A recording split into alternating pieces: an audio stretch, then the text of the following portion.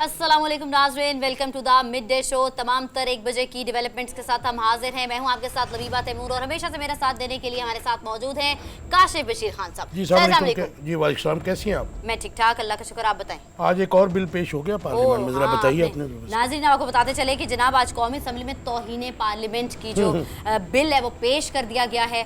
और इस बात के ऊपर काशिफ साहब पता नहीं क्यों मुस्कुराए हैं, वो पूछती हूँ इनके अंदर क्या नकात थे। वन को मैं आपको ये बताती चलूँ कि तौहीन पार्लियामेंट के जो केस ये बिल था ना, वो राना कासिम नून ने पेश किया है, जबकि पार्लियामेंट की तौहीन के मर्द मुर्तकिब मुलजिम को 6 माह कैद और 10 लाख जुर्माने की सजाएं दी जाएंगी। ये एक पॉइंट जो है इसके अंदर ये था। जबकि दूसरी में इमरान खान की बगावत और इक़दाम क़त्ल के 2 मुक़दमात में ज़मानत की मंजूरी, और सबकी जो नज़रें हैं ना वो मज़कूर हैं, क्योंकि आज जो हैं पेशी पर इस्लामाबाद के लिए निकलने लगे हैं इमरान खान। हाँ, मतलब लाइक नज़रें जो है ना कि उन्होंने पहुंचना है, पहुंचकर, और कुछ लोगों के बीच में ये भी तजब्जुब पाया जाता है कि शायद उनको गिरफ्तार कर लिया जाए। मसला ये है कि अब तक तो नहीं किया गया, तो इस तरह की क्यों कयास आराइयाँ आती हैं, मैं भी ये पूछना चाहूँगी, क्योंकि मेरे दिमाग में ये बात आई है। तो मैं फिर काशिफ साहब से भी पूछूंगी कि क्यों, आखिर क्यों, जब पहले भी नहीं हुए तो अब हर बात में ये क्यों कहते हैं कि उनको गिरफ्तार करके कैदी बना के लेके चले जाएंगे। ठीक हो गया। और साबिक वज़ीर-ए-आज़म की पेशी के हवाले से आपको ये भी बताती चलूँ कि सिक्योरिटी के सख्त इंतजाम किए हुए और अंदर यानी कि अदालत में 15 वकला को साथ जाने की इजाज़त भी दी गई है। तो हम इन सारे पॉइंट्स के ऊपर बात करेंगे आज अपने प्रोग्राम में। सर, मुझे ये बताएं सबसे पहले कि ये आखिर आज कौमी असम्बली में तौहीन पार्लियामेंट का बिल पेश किया गया है, सियाको सबाक भी थोड़ा सा अपने नाज़रीन को बता दें किस ज़ुमरे में ये किया गया है और इसके अंदर क्या पॉइंट्स डाले गए हैं। जिस पे आप मुस्कुरा रहे हैं ना, वो वाला पहला पॉइंट मुझे मुस्कुराहट तो इनकी करतूतों की, सबकी करतूतों की वजह से आती है ना जी। देखिए, पार्लियामेंट हमेशा सुप्रीम हुआ करती पार्लिमानी निज़ाम में हुकूमत में दुनिया भर में। और आप देखें कि जो बरतानिया की पार्लियामेंट है, जिससे हमने अपना कॉन्स्टिट्यूशन ड्राइव किया हुआ है, उसको मदर पार्लियामेंट भी कहते हैं, और वो रिटन शेप में भी उनका कॉन्स्टिट्यूशन नहीं है। लेकिन हैरत की बात यह है कि जिस पार्लियामेंट में वो लोग बैठे हैं कि जो तौहीन अदालत के मुर्तकब हो चुके हैं, और वही आज तौहीन पार्लियामेंट कर रहे हैं, तो ये तज़ाद जो है वो नज़र आ रहा है। और फिर हमने कल भी बात की थी कि तज़ाद जो है, जो पर्सन स्पेसिफिक लॉज बनाए जा रहे हैं, तो ये तौहीन पार्लियामेंट भी सिर्फ तौहीन अदालत से बचने के लिए है। बात फिर वहीं पे आ जाती है जो पिछले 6 माह से हम कर रहे हैं कि ये अधूरी पार्लियामेंट की जो है, मैं बताऊं कि क्रेडिबिलिटी का कौन अंदाज़ा करेगा, कौन बताएगा कि जिस पार्लियामेंट के आधे अरकान ना हो। मुझे और वो आपकी इस बात से ना मुझे वो पंजाबी कहावत याद आ रही है ना, खेडांगे ना खेडन दवांगे। लेकिन वो फिर ऐसा जो एटीट्यूड होता है वो ज्यादा देर तो नहीं चलता। नहीं, तो एक और बात भी है सर, आप क्रिकेट खेल रहे हो, विकेटें उठा के भाग जाएंगी, ठीक है ना, कितनी देर भागेंगी। एग्जैक्टली। तो गेम जब खत्म होगी फिर उस ग्राउंड पे कोई और कब्जा करेगा। अच्छा, जैसे कि काशिफ साहब हमेशा से कहते हैं कि आधी अधूरी पार्लियामेंट है और उसके ऊपर आप करारदादें जितनी मर्जी मंजूर करवा लें, बिल पास करवा लें, लेकिन आप वो इसका कोई पैरामीटर नहीं होता या बार नहीं होती कि जिस तरह 2/3 से आइन कोई जिस तरह से करवाया जाता है, तो क्या बिल्कुल ठीक कहा आपने, बिल्कुल ठीक कहा। लेकिन पाकिस्तान में अनफॉर्चुनेटली इस वक्त जो इंस्टीट्यूशनल ब्रेकडाउन हो चुका है, और मैं समझता हूँ कि पार्लियामेंट रबर स्टैंप बन चुकी है, और उसको अपने मफादात के लिए, जिसमें ज़्यादातर माली मफादात है, और जिस कबीना के 60% अराकीन के ऊपर करप्शन के चार्जेस हों और वो बेल्स पर हों, उस पार्लियामेंट के बारे में मैं कुछ नहीं कह सकता, क्योंकि आज अभी उन्होंने बिल पेश किया है, कल हो सकता है मेरे पे भी तौहीन पार्लियामेंट लगा दें। तो ये पॉसिबल नहीं है कि पार्लियामेंट वो तो करना चाह रहे हैं ना। इसे कल मैंने आपसे पूछा कि आर्टिकल 6 लगाना आसान है।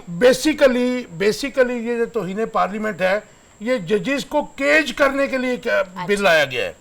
सुप्रीम कोर्ट, एपेक्स कोर्ट के जजेस को, क्योंकि जो दीवार पे लिखा है वो इनको भी पता है कि इन्होंने जो किया है, जिस तरीके से सुप्रीम कोर्ट के अहकामात को जूते के नोक पे रखा गया है और इलेक्शंस नहीं करवाए गए, और जिस किस्म की बयानबाजी की गई है तमाम प्राइम मिनिस्टर समेत तमाम मिनिस्टर्स की तरफ से, और जो नॉन इलेक्टेड मिनिस्टर्स थे उनकी तरफ से भी, और मरियम नवाज शरीफ की तरफ से भी, तो मैं समझता हूँ कि ये काउंटर करने के लिए किया गया कि अगर इनमें से किसी को डेफिनेटली तौहीन अदालत तो लगनी है।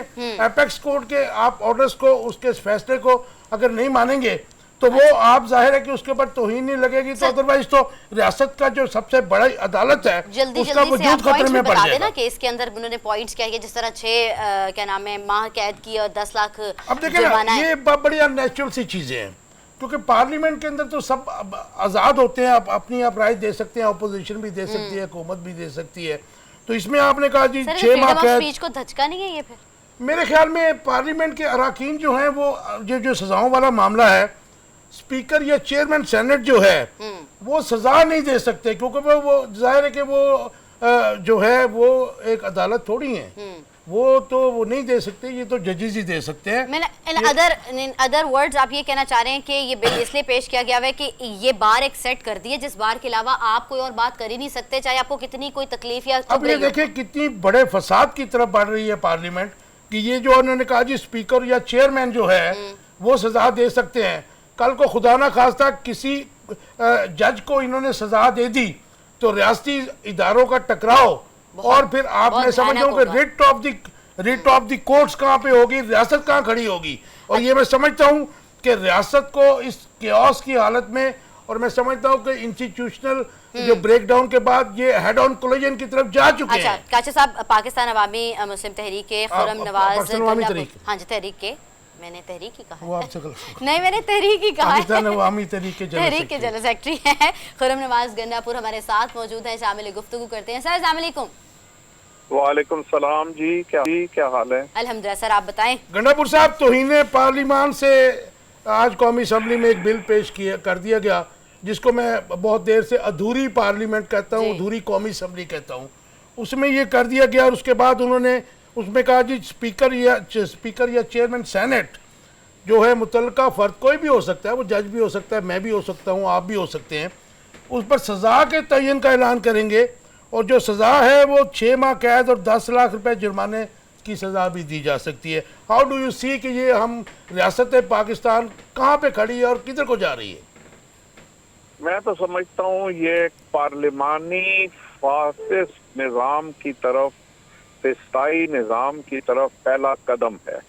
ہمیں یہ نہیں بھولنا چاہیے کہ ہٹلر بھی ایک ڈیموکریٹکلی الیکٹڈ لیڈر تھا, رائٹ, اور مسولینی بھی ڈیموکریٹکلی الیکٹڈ لیڈر تھا جو کہ دنیا کے سب سے بڑے ڈکٹیٹرز بنے.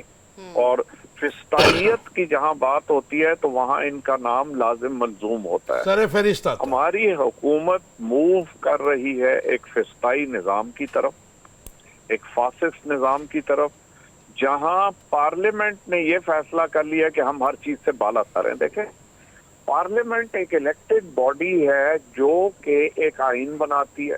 آئین بنانے کے بعد وہ خود آئین کی تابع ہوتی ہے. یہ بات نہیں ہے کہ انہوں نے آئین بنا دیا تو وہ آئین سے بالا تر ہو گئے. یہ پاسبل نہیں ہے, اور نہ ہی یہ دنیا میں کہیں ہوا ہے کہ ایک پارٹی جو ہے وہ یا ایک پارلیمان جو ہے وہ آئین سے بالا تر ہو جائے. ایگزمپشنز نہیں ہو سکتی ان کی. اچھا, اب آئین جو ہے وہ بڑا کلیئر ہے چند چیزوں میں. انڈیپینڈنس آف جوڈیشری میں آئین 101% کلیئر ہے کہ آئین میں انڈیپینڈنس آف جوڈیشری ہے, non interference in the affairs of one another ہے. اور پارلیمنٹ دنیا میں یہ ایک رواج ہے یا رسم ہے یا دنیا کی پارلیمانی نظام میں this is one of the things کہ جہاں بھی آئین کو انٹرپریٹ کرنے کی بات آتی ہے وہاں پہ supreme court of Pakistan is the body جس کو اختیار حاصل ہے آئین کو انٹرپریٹ کرنے کا. ایگریڈ. اب انہوں نے تو حملہ سپریم کورٹ آف پاکستان پہ شروع کر دیا. سپریم کورٹ آف پاکستان جیسے آپ نے فرمایا ابھی, اگر کل یہ ایک جج کو پارلیمنٹ کے اس میں توہین میں بلا لیتے ہیں اور جج ان کو اوپر سے بلا لیتا ہے توہین عدالت میں, تو یہ معاملہ کھڑا کہاں ہوگا, کہاں روکے گا یہ معاملہ؟ آپ تو اسٹریٹ اوے کھلے تصادم کی طرف جا رہے ہیں. جو بات میں آپ سے کرنا چاہ رہا تھا وہ یہی بات ہے نا جی کہ پارلیمانی کمیٹی جو ہے توہین پارلیمنٹ پر کسی بھی ریاستی یا حکومتی عہدیدار کو طلب کر سکے گی. تو یہ تو بڑا کلیئرلی نظر آ رہا ہے کہ یہ جو انہوں نے کیا ہے اور جو کر رہے ہیں توہین عدالت, اس سے بچنے کے لیے, کاؤنٹر کرنے کے لیے یہ بل لایا گیا ہے. تو میں میرا سوال جو بنیادی آپ سے ہے کہ پارلیمنٹ کی توہین تو ہو گئی تو آپ نے بلا بھی لیا, آپ نے 6 ماہ قید بھی اس کا بل پیش کر دیا, لیکن جو ایپیکس کورٹ کے ساتھ ہو رہا ہے اور جس قسم کے بیانات میڈیا پہ جلسوں میں اور ایون انگلینڈ میں بھی جا کے ہمارے شہباز شریف صاحب پرائم منسٹر جو ہے محترم شہباز شریف صاحب وہ دے رہے ہیں, تو اس کے بعد ہماری جوڈیشری کہاں کھڑی ہے؟ اور جوڈیشری کے بعد پھر میں سمجھتا ہوں کہ ریاست کا جو ہے اس کے اوپر بہت بڑا کوسچن مارک آ گیا. گنڈا پور صاحب بالکل آپ کی بات درست ہے, لیکن میرا تو اس سے آگے بڑھ کے ایک سوال ہے کہ ہمارے پورے پاکستان کی وکلاء برادری کہاں کھڑی ہے؟ چاہیے تو یہ تھا کہ سپریم کورٹ آف پاکستان کے چیف جسٹس کے دفاع میں پورے ملک کے وکلاء کھڑے ہوتے, کیونکہ وکلاء نے انہی عدالتوں میں پریکٹس کرنا ہے نا. تو اگر وہ عدالتیں ہی نہ رہی, اگر عدالتوں کو کوئی اختیار ہی نہ رہا, تو پھر وکلاء کس کے سامنے پیش ہوں گے؟ اور وکلاء اگر فیصلہ لے بھی لیتے ہیں عدالت سے تو اس کو امپلیمنٹ کیسے کرایا جائے گا اگر اسٹیبلشمنٹ امپلیمنٹ کرنے کے لیے تیار ہی نہیں ہے؟ گنڈا پور صاحب ایک سٹیٹمنٹ کل ISPR کی طرف سے آئی جس میں انہوں نے کہا جی عمران خان صاحب نے جو انٹیلیجنس کے ادارے ہیں ان کو ان کے خلاف بولے ہیں, اور اس کے علاوہ جو ہے آج بڑی ریومر ہے کہ عمران خان صاحب کو گرفتار کرنے کے چانسز ہیں. اس کے علاوہ مطلب میں آپ کا ٹیک چاہوں گا, کیونکہ آج سے 2 سال پہلے ہم نے دیکھا کہ جی آرمی کے خلاف اور جنرل فیض کے خلاف, جنرل باجوہ صاحب کے خلاف جلسوں میں میاں نواز شریف نے, مریم نواز شریف نے بہت ہی مطلب ابیوسو لینگویج بھی یوز کی نام لے کے. تو میں نے تو کل ایک بہت اعلیٰ عہدیدار تھے عسکری ادارے کے, میں نے انہیں کہا کہ جی کنڈیمیبل ہے کوئی بھی اگر کرے, لیکن اگر آپ 2 سال پہلے اگر آپ یہ نہ کہتے کہ ہم نے پالیسی بدل لی ہے اور ہم نے ان کو فری چھوڑ دیا ہے تو آج یہ وقت نہ آتا. آپ کا ٹیک چاہوں گا اس کے اوپر, کیونکہ ریاستی ادارے اور پولیٹیکل پارٹیز اس وقت جو ہے ہیڈ آن کولیجن کی طرف ہیں. دیکھیں محترم, دنیا میں جب بھی کوئی بات برابر ہوگی تو وہ بات اثر بھی رکھے گی. اگر ریاستی ادارے ایک طرف تو گالیاں کھانے کے لیے تیار ہیں ایک خاتون سے, اور دوسری طرف جو دوسری پارٹی ہے اس کو کہتے ہیں کہ آپ ریاستی اداروں کے خلاف جملہ بھی نہیں بول سکتے, میرا خیال ہے کہ یقیناً آپ کو معلوم ہوگا کہ پرسوں ترسوں جو قرم ایجنسی میں ہوا ہے اور جو ریاستی اداروں کے خلاف باتیں کی گئی ہیں اور جو وہاں نعرے لگے ہیں, تو کیا ریاستی اداروں کو خود خبر نہیں ہے کہ ان کے ساتھ کیا ہو رہا ہے؟ نہیں تو خرم نواز صاحب یہ بھی تو دیکھیں نا, اگر آپ مریم نواز کی صرف بات کریں تو ٹرینڈ تو ہر ایک پارٹی کے منہ سے نکلی ہوئی باتوں سے بھی سیٹ ہوا ہوا ہے. ہر ایک پارٹی نے ہر اپنے دور حکومت ہو یا نہ ہو یا اپوزیشن میں ہو یہ باتیں کی ہوئی ہیں. نہیں ایسی بات نہیں ہے, ایسی بات نہیں ہے.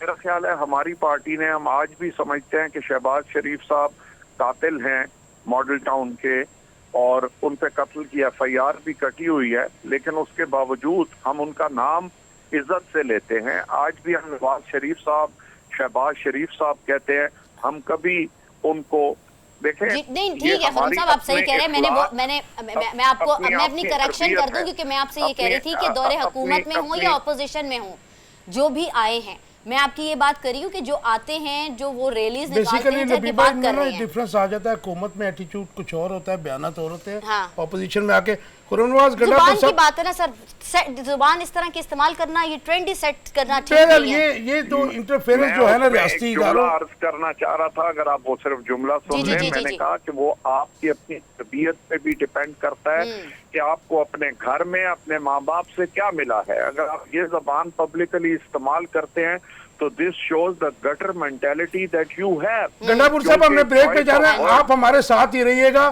بریک کے بعد ہم آپ کو کیری کریں گے آپ سے کچھ 1-2 سوالات بڑے امپورٹنٹ پوچھنے ہیں. ویور اسٹے ٹیونڈ, ملتے ہیں بریک کے بعد. ویلکم بیک ناظرین, آپ کو بتاتے چلیں کہ 1 سال سے عمران خان لوگوں کے ذہن میں خدشات پیدا کر رہے ہیں. کس حوالے سے میں آپ کو بتاتی ہوں. عوام اور افواج کے درمیان خلیج پیدا کرنے کی کوشش کی جا رہی ہے. تنویر الیاس صاحب نے یہ بات کی ہے.